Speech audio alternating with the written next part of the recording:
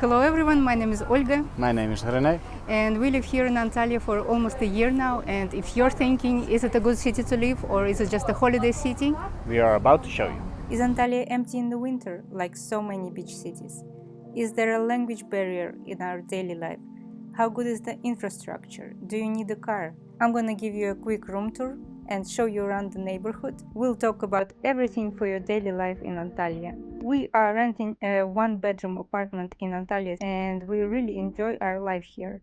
In Antalya, most of the time it's possible to find a good furnished apartment with a pool and a gym.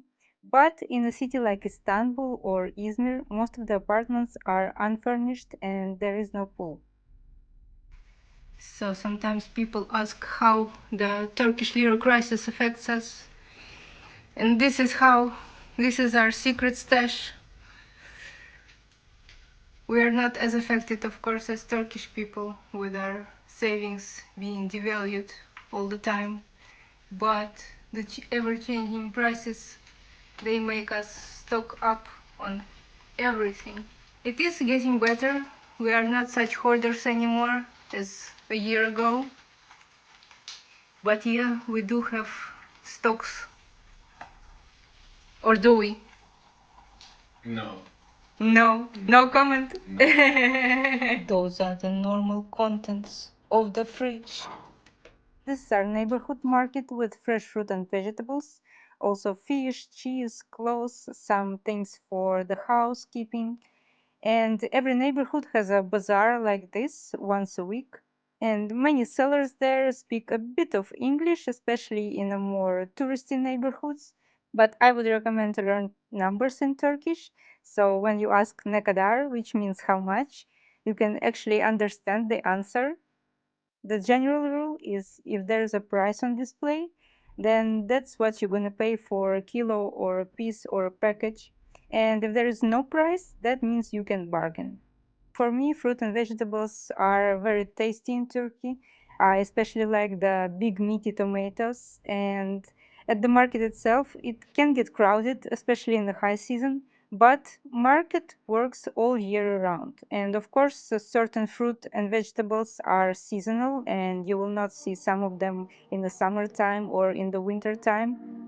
And also the price will change depending on the season and the availability. But my general impression throughout the year, there is always plenty of choices.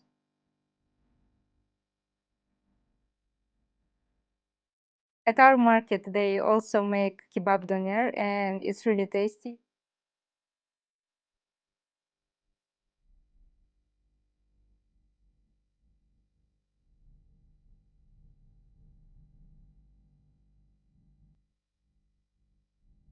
Wherever you live in Antalya, there will always be a small supermarket nearby. The small and cheap ones are Şok, A101, BİM, and they are always within 5-minute walk from your home. You absolutely do not need a car to go grocery shopping. The bigger supermarkets are Migros, Carrefour, Metro. When you first come to Turkey, you need to buy a SIM card, and the main providers are Vodafone, Turkcell, and Türk Telekom. And Turkcell and Türk Telekom are the cheapest and they work quite good. We use Turkcell, for example. Wi-Fi at home and in coffee shops I also consider to be good in Antalya, and we use again Turkcell. I would say that it's good enough to upload videos to YouTube and to make video calls. Yeah, so last year when we came here, we first had to find something temporary to live. And then we needed to find an apartment. We booked the apart hotel for 2 weeks and there we got lucky because we assumed that it would take some time to find something. Actually, after 3 days we found the apartment we really liked. And then moved in, and if you're wondering how to find an apartment here in Turkey, it's not too complicated. The main neighborhoods in Antalya are Konyaalt, Kepez, and Muratpaşa, and most of the foreigners stay either in Konyaalt or in Muratpaşa. Muratpaşa is closer to the city center, and if you want to be closer to the beach, you are most likely to stay in Konyaalt. And the general rule is the further away from the seaside, the cheaper the apartment would be. And Kepes is a more local or student area. It's also one of the cheaper neighborhoods. And if you want to see a full walkthrough the city center, check out one of my previous videos. All the links are in the description.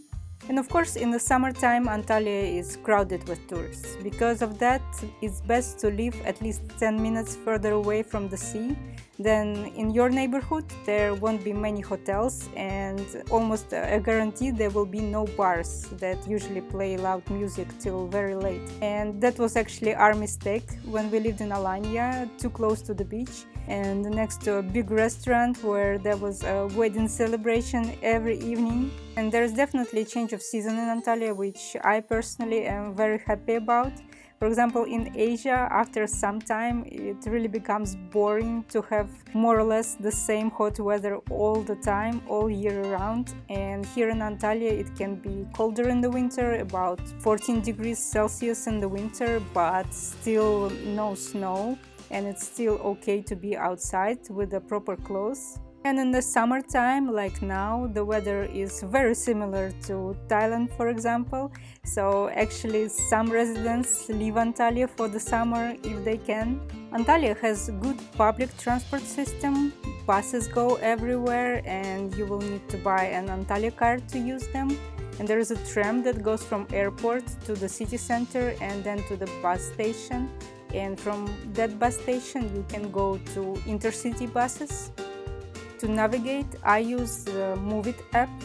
Taxis are also available and affordable, although traffic during rush hour can get a bit crazy, but overall it's still much better than in the bigger cities like Istanbul or Izmir. Also, scooters and bikes are available for rent almost everywhere. And most of the time, we don't need a car for our daily life. The neighborhood is quite walkable, and things that we need for everyday life are also very close. So the only times we actually rent a car is to go for a small trip outside the city. In almost every neighborhood within walking distance, there are always coffee shops and restaurants. Both Turkish and international food is there. Places like Starbucks, Kahve Dünyası are almost everywhere. Fancy restaurants where you can find both Turkish and Western food.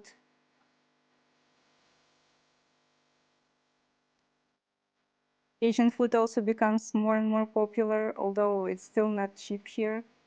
And these are names of some of the restaurants we like in Antalya. Also, walking along Konyaalt Promenade and in Beach Park, you will find many nice restaurants and beach cafes. Fast food will also be available, especially at shopping malls. In the winter, most of the beach restaurants will close down. But the rest of them, the ones in the city, they are working all year around. And in the wintertime, I definitely see that there are less people in the restaurants, but it's not empty. And if you want to treat yourself, you can go all the way to the mountains like we did on my birthday. There is a nice local restaurant. I can definitely recommend it.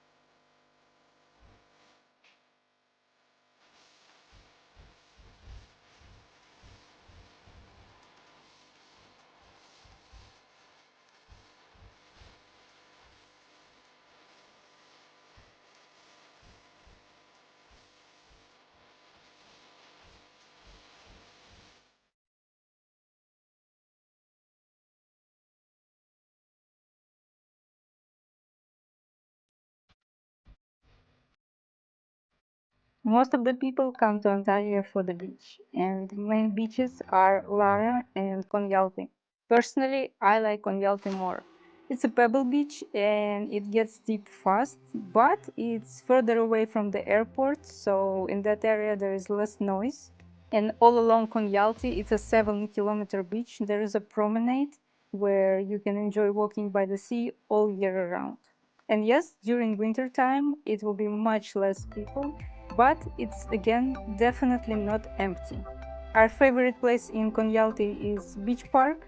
There you can enjoy swimming, do water sports, rent a bike, have any food you want, or go to a fantastic viewpoint absolutely for free. There is an elevator and there is no charge to use it.